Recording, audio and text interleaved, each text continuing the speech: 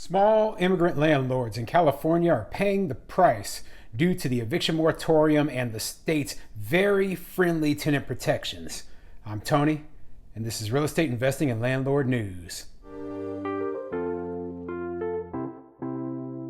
All right, so I have an interesting article for you today, and it's not a good story for landlords. It's actually the story of a small landlord in California. And as I've said time and time again, California is one of the worst places for you to be a small landlord, especially, but a landlord in general, okay? Now, they gave the tenants just a ton of rights. They stripped the landlords of most of their property rights, and they treat you as though you're this rich land baron out there. And it doesn't matter if you only own one property, like in this article here. This landlord only owns one property and got completely screwed over by these tenants, okay? But before I get into the article, go ahead, hit the like and subscribe button. Maybe leave a comment down below and let me know what you want to see on this channel. I'm keeping on bringing you articles about the eviction moratorium, about rent control, about new landlord regulations across the United States, and anything else that might be of interest to landlords, okay? So, this article comes from NPR.org and it says, "They didn't pay rent and stole the fridge. Pandemic spawns nightmare tenants." Wow. Sounds like this is a bad situation, and I've already read this article, so I know just how bad it gets, but it might be shocking and surprising to a few people who are watching this channel because they just don't think that tenants would do this sort of thing to a landlord. But yeah, unfortunately, they did. So let's get into the article. Just before the pandemic, Nitin Bajaj and his wife, Nimisha Lodia, rented an apartment they own in Los Angeles to two young women. They really nice to talk to, Lodia says. But as soon as the pandemic hit, the new renters, both in their late 20s, stopped paying the rent. Lodia says the young women sent them an email saying that COVID-19 had created a financial hardship and that the city had just imposed an eviction ban, so the renters couldn't be evicted.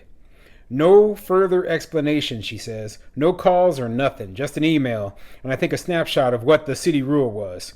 And this is a pretty common situation throughout the country, okay? So a lot of tenants, as soon as they heard there was an eviction moratorium, all they did was like, yep, I'm not paying anymore. I'm not gonna, comply. I'm not gonna give you anything. I can't be evicted right now, so who cares? And that's exactly what these tenants did to this landlord. And that's a very, very bad situation for a landlord to be put in because you know that, hey, the tenants, 100% of their income might be gone. They might have lost their job, etc. But, there were still stimulus checks coming out. There were still unemployment benefits. I mean, there were so many other things that most people across the country still had access to some income, and they could have worked out a deal with the landlord or gave them some of the stimulus or of their unemployment or whatever just to get by. But no, they just basically said, nope, nothing. So yeah, that's a bad deal. Across the country, more than 20 million Americans lost their jobs as the pandemic took hold. Many fell behind on rent. Eviction moratoriums at the local, state, and federal level clearly helped millions of people keep a roof over their heads as they struggled financially. I disagree with that. But some other renters took advantage of the protections. Yeah, and the reason I disagree with that is because it says that it helped people keep a roof over their heads. I don't think the eviction moratorium helped keep a roof over anyone's head other than people who should have been evicted, okay? Because simply put, the thing that would have helped people the most would have been if they had just said, hey, we're going to provide the landlords with the money that these people owe. The eviction moratorium instead placed the burden on landlords to provide housing for free to people, for a very, very long period of time. Okay, and that's why the eviction moratorium should have never been enacted in the first place. It was completely idiotic rule. It didn't make any sense, and it protected people who did not need or deserve protection. Sorry, I get very frustrated every time I even think about the ridiculous eviction moratoriums. But anyway, back to the article. Lodia says she's not sure whether the renters lost their jobs or not, but things started to get weird after they stopped paying the rent. The young women stopped talking to them on their way in and out of the house. They didn't make eye contact, Bajaj says. So that went on for a few weeks. Then I lost my job, due to COVID, Lodia says. And that was a major hit as well because there were two streams of income that had just stopped coming in. So this is the second story that I've gone over where a landlord actually lost their own job and lost their own income due to the pandemic. And now, not only did they lose the income from their rental property, but their full-time job, because most small landlords still work full-time, they lost that job too because of all the restrictions and lockdowns and the economy being completely screwed up. So, yeah, I mean, the eviction moratorium only exacerbated the bad situation for a lot of landlords. And that's what a lot of these politicians don't understand. So, I wish they would watch my videos. I wish they would, actually have talked to landlords so that they could better understand, but they never did. They put together this little thing called the eviction moratorium, and they thought it was such a great idea. Well, it was stupid, and it didn't work. Bajaj and Ladia aren't big corporate landlords with massive real estate holdings. They're immigrants from Mumbai, India, who bought a small, rundown building with 4 units nearly 10 years ago. They were starting a family and couldn't afford a traditional single-family house, so they lived in one apartment and rent out the others. Over the years, they've slowly turned it into a nice home. They painted it, replaced all 42 of the windows, and removed the security bars.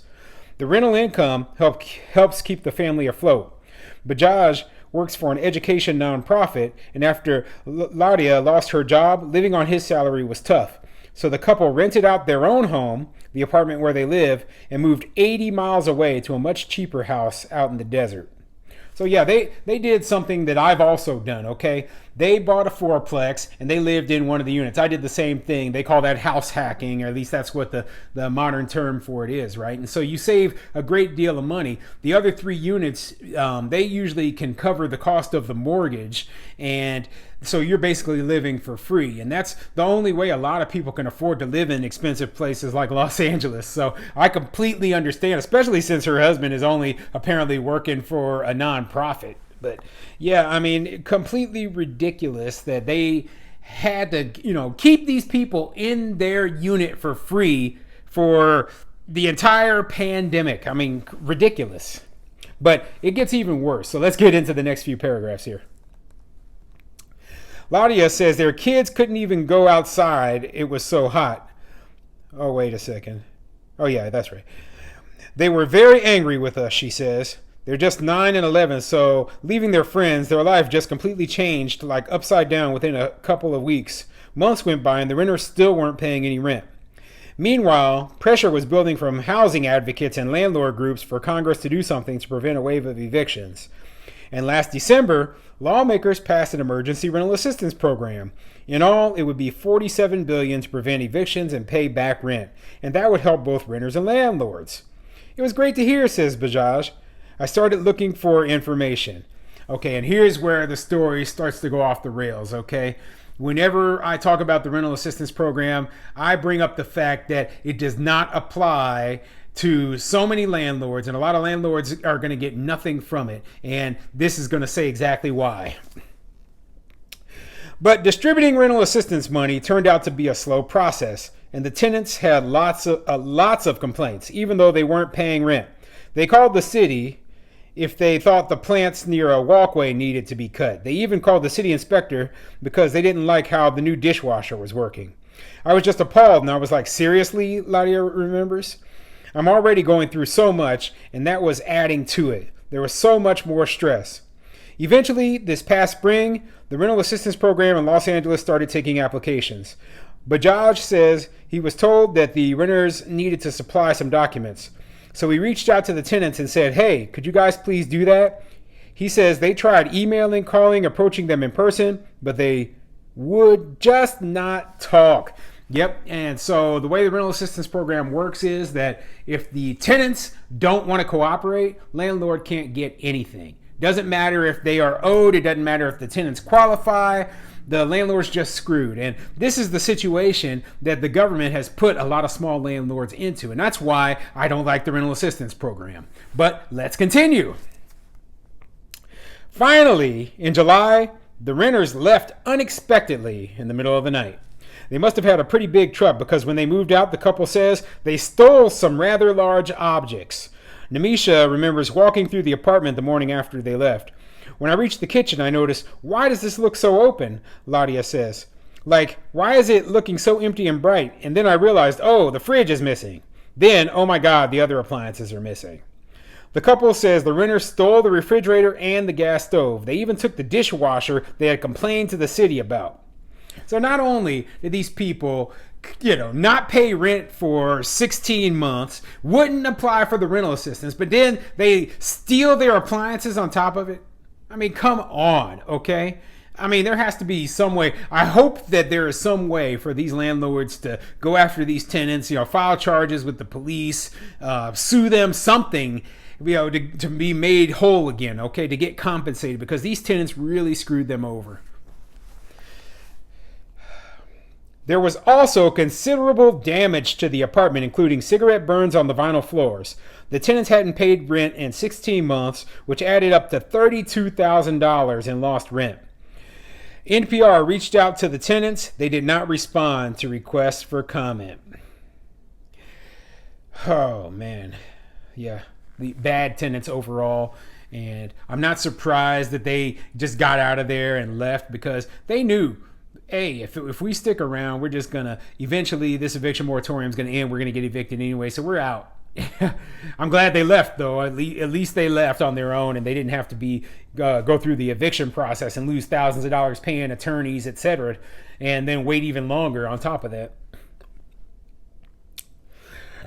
So the couple has been calling the city rental assistance program to try to get reimbursed. After all, Congress has approved $47 billion for rental assistance. We spoke to 17 different agents, 2 supervisors. It was very frustrating to not get any kind of answer, Bajaj says.